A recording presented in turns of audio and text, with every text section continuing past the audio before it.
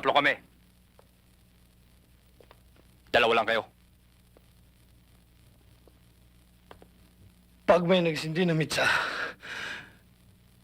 tapos kayong dalawa.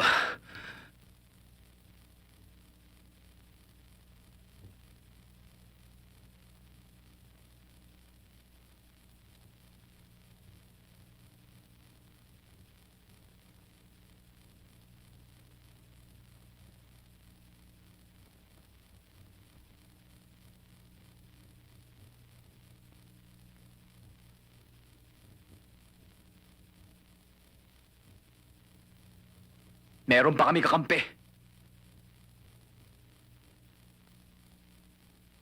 Nasa likod mo.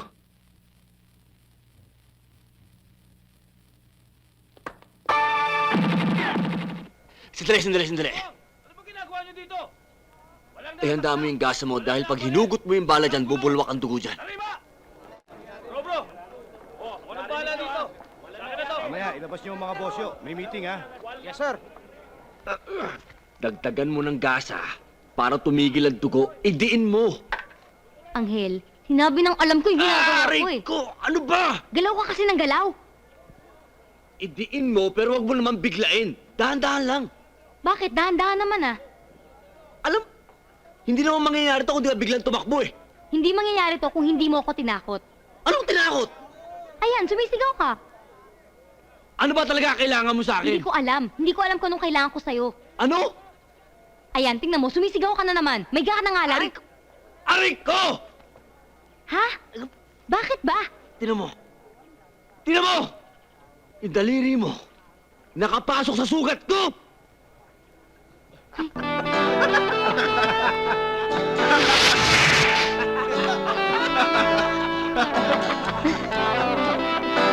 Sinatadya yan! Bakit parang pinagtatawanan niyo yata si Angel? Ito, lakas ng tao. Medyo titignan muna namin mga tao namin, ha?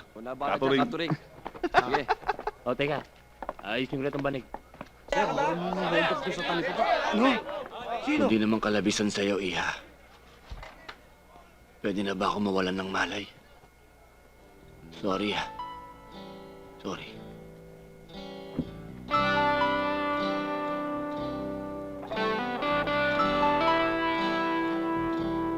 Iha. Uy. Ano ba? Iinuksyonan ba natin to o tititigan na lang? Kamag-anak daw ni Bisaya.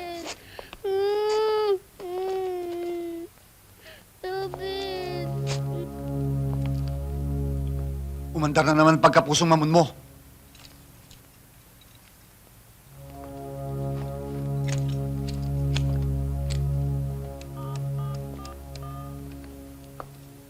May problema eh. Anong problema?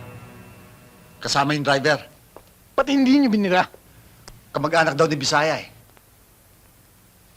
Malayo malapit.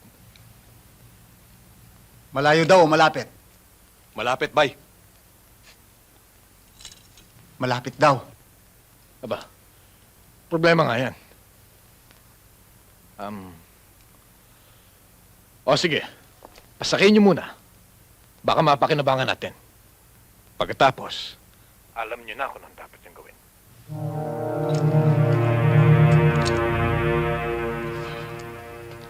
Swerte mo.